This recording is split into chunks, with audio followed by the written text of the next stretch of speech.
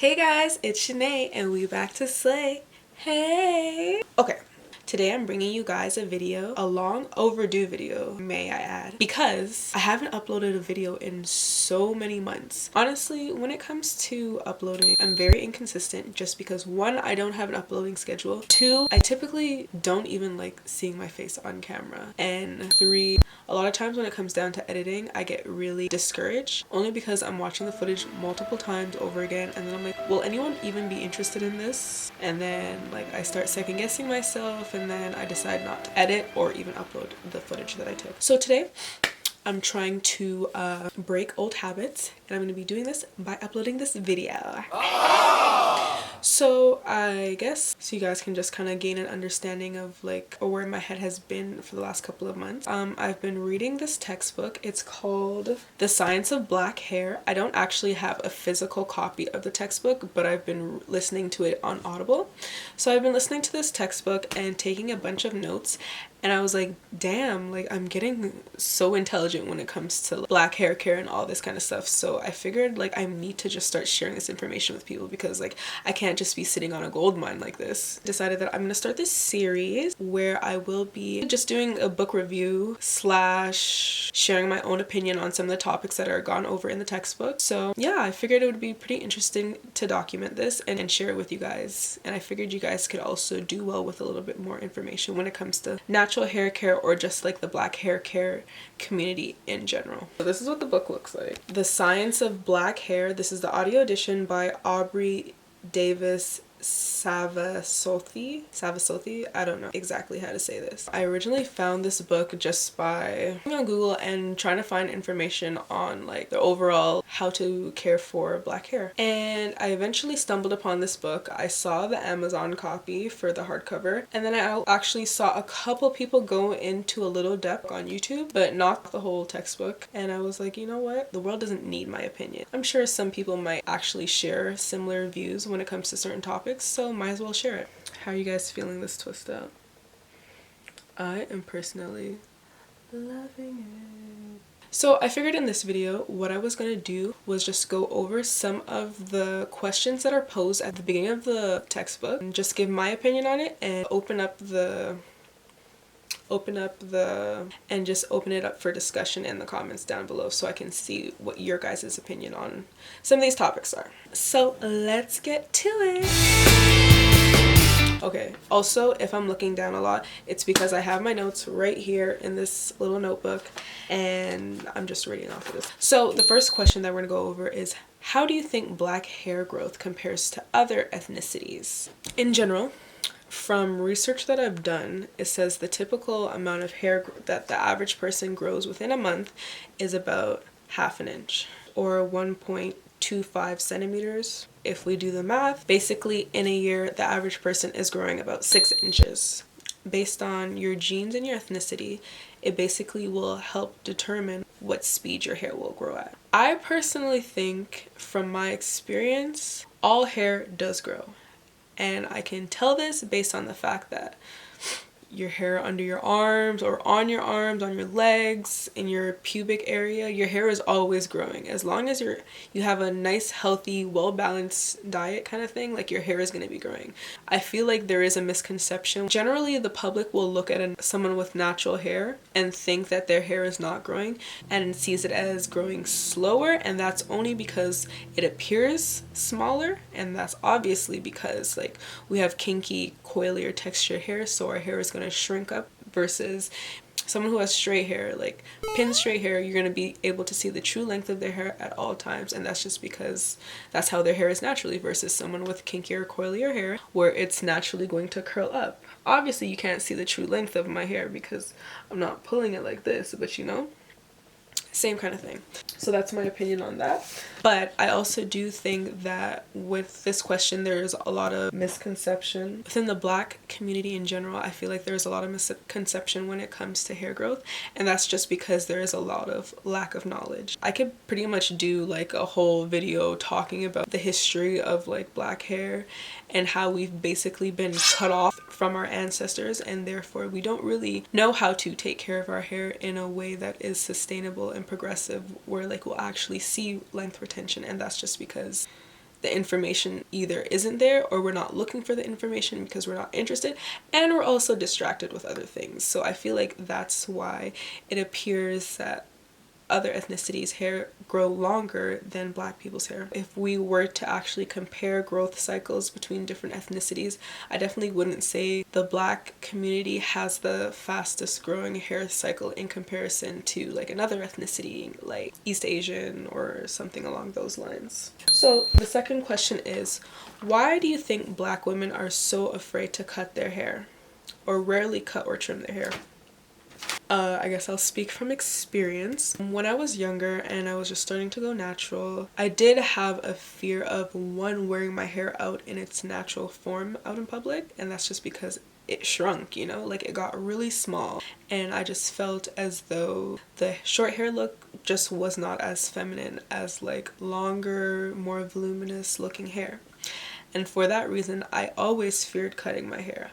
Obviously, while I was younger, I was still like getting more into the natural hair care community. So I'm learning things like trimming your hair and cutting your hair is good for the actual overall growth, and that's just because you'll be getting rid of like split ends or tangles and knots, all those kind of things from the ends of your hair, and it's basically like you're starting new. It's easier said than done most times. Personally, I did not want to cut my hair for a really long time, and that's just because I was like, I haven't been able to grow my hair long majority of my life, basically all my life. I haven't been able to grow my hair long, and like this is basically the longest I've ever had it. So it took me this long to get to this point. So if I cut it now, how long will it take me to get to this point again? What I didn't realize is it took me that long to get to that point because I didn't have the information that I needed in order to grow my hair past a certain length. Obviously now I am not like in that same state of mind, but like it's easy to see how other people within like this Black culture could find themselves falling within that category, thinking that because their hair has gotten to whatever length it is now, and it seems like it's been growing all their life without much difference, like how could you expect to cut it and think that it's gonna grow back and even faster? Like it didn't seem to make sense until I had to try it myself. So I'll insert some pictures here, whatever, and you guys can see what my hair looked like when I actually decided to cut it. The reason I decided to cut it was I wanted to try something new. I wanted to grow my hair out, not fresh, but pretty much fresh, and I just wanted to see what it was like when I actually took care of my hair consciously. So far it's been a year, August, since I last cut my hair, and as you guys can see, like the sides have definitely grown a lot. I personally can speak for myself and say that Black hair does grow, and it does grow like most likely half an inch a month, but if you don't know how to take care of Black hair, your Black hair will not grow, and that's what I have learned through reading this textbook. I think another reason why Black women are afraid to cut their hair is because, as I mentioned earlier, the shorter hair is just looked at not as being as feminine. And I feel like a lot of times Black women are placed in a role where they're known to be the provider, they have to be strong, and they have to, you know, like they take on a more orderly role in general. So I feel a lot of times like how some Black women feel if they have their hair short, then they'll be looked at as more masculine versus feminine, and obviously that's something each individual person has to work on themselves in order to feel secure in themselves enough to present themselves in their most raw naturalist form to the world. But it's one of those things where not everyone can deal with the judging eye of the public. And I feel like another reason why some Black women are afraid of going short is they don't know the natural texture of their hair. They see some women go short and the look looks very cute, and I feel like not all hair texture is the same. So a lot of times if you go into something thinking your hair is going to come out looking a certain way and it doesn't, then they don't feel as attractive. Honestly, at the end of the day, like when it comes to cutting your hair, it just comes to how attractive you feel, or you'll be able to portray yourself afterward. Okay. Hopefully I could have covered enough. Third question, do you think Black women use wigs and weaves, etc. as a crutch to hide their hair instead of just an option for a hairstyle change? I think this question is a generalized question which can't be answered generally. Certain people, not everyone, some people depend on them, yes, definitely, and that's just because like not everyone is the same in this world, obviously. But yes and no. I feel like when it comes to women who are less educated about how to take care of their hair, they are more likely to rely on wigs and weaves as a crutch versus women who have an actual hair regimen and know what they're doing consistently when it comes to taking care of their hair. Obviously, I know there is a large population of women who wear wigs and weaves as a form of protection of their hair, because like I hear a lot of people also talking about like protective styles, like what are you protecting it from, like when can we actually see your hair? It's just like, you're a part of this community, you know this. Different stimulus can affect our hair and cause it to fall or be damaged, whether it be weather, cold harsh climates, or too much sun, chlorine in water. For a lot of natural women, exposing your hair to certain elements will change the state of your hair, and especially when you work really hard on a hairstyle and you know it's raining outside, and as soon as you step out there your hair will not be like how it is inside. Some people just don't like to deal with it, and therefore maybe that dependence may be there, but to each his own, to be honest. Different things can cause your hair to break off, and that's just because we have very, very fragile hair. With this being said, obviously in those cases, wigs and weaves can be seen as a protection. Do I feel all women depend on them? Definitely not, because some people wear them periodically. Some people will wear wigs and weaves and then take them off and then rock their natural hair for a while. Some people won't like rock their natural hair, period. And in those cases, I feel like it's just like a matter of preference. Some people just know that their hair is a lot of work and they'd rather deal with weave, or some people know that weave is a lot of work and they'd rather deal with their own hair. So it comes down to what you want to do at the end of the day. I feel like when you don't feel comfortable enough showing the world yourself in its true state, you might depend on wigs and weaves as a crutch more. But as I said, a lot of people just wear it just because they can, and there's absolutely nothing wrong with that, pretty much. And the next part of the question is, do you think women are taking care of their hair when it's in these styles? And again, it comes down to a yes and no. If you have the information and you have a hair regimen that you have going on, then you'll most likely be taking care of your hair when it's in these protective styles. Whereas if you don't have the information or the knowledge and you also don't know how to take care of your hair, you'll most likely have your wigs and weaves, braids, whatever, etc. in, and you won't be taking care of your hair. You'll most likely see growth because, as I said, your hair is always growing, but your hair won't be in like a strengthened state, or it won't be in its best condition. And last question is, do you think companies are benefiting from the lack of knowledge within the black hair care community? And I say absolutely. When I talk to my general black person and I ask them about their common knowledge when it comes to black hair, there really isn't much. And that's just because either the interest is not there, or a lot of people know based on seeing other people deal with their natural hair that it is a lot of work. And a lot of people don't even want to sign up for that, which is definitely understandable in a certain sense. But at the same time, it's like, it's your hair. It's growing out of your scalp. If you don't deal with it, who will ever deal with it?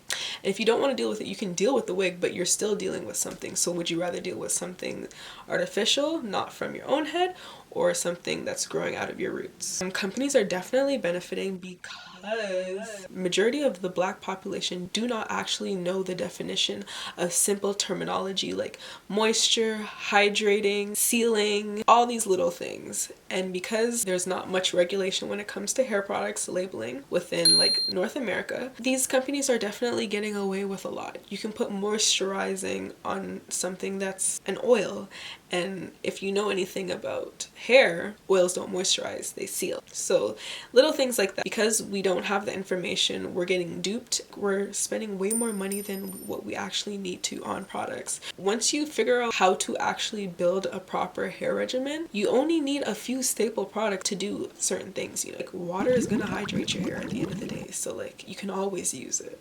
But they'd rather sell you a mist with a whole bunch of chemicals and all those kind of things in it and call it hydrating. If we don't know, we can't do better. And that's why I feel like this video series is definitely needed. Our community just needs more information, and I feel like if we get that information, then we can progress further. And taking care of your body, even as small as just taking care of your hair, will make such a difference in your life overall. And that's just because putting an emphasis on yourself versus an external, it will always benefit you in the long run. Changing your diet will always benefit you. Learning how to take care of your hair is always going to be better than spending thousands of dollars $100 on weaves and wigs that only last so long. Once you figure out how to take care of yourself, you become more sustainable. I don't know if that really makes sense, but yeah. Oh yeah, one thing that I completely totally forgot to mention. I don't know if you guys have ever seen, there's this like little red button underneath me in this video, and it says subscribe on it. You definitely need to click on it to join the family. So I really hope you guys enjoyed this video. It's the first video of the series. If you guys are interested in seeing more, stay tuned. I'll probably be uploading the next portion of the series by next week. Look how big my smile is, or how big I can make it. Don't forget to like if you enjoyed this video. If you didn't enjoy this video, you can always down thumbs. I don't really care. I do care, but you know. If you have anything to add into this discussion, do not forget to comment down below. I would love to have like a little thing going on in the comments with everyone, so don't forget to comment and tell me your opinion on these 4 questions, or what you think based on your own experience. Anyways guys, it's been fun talking with you. Janae signing out.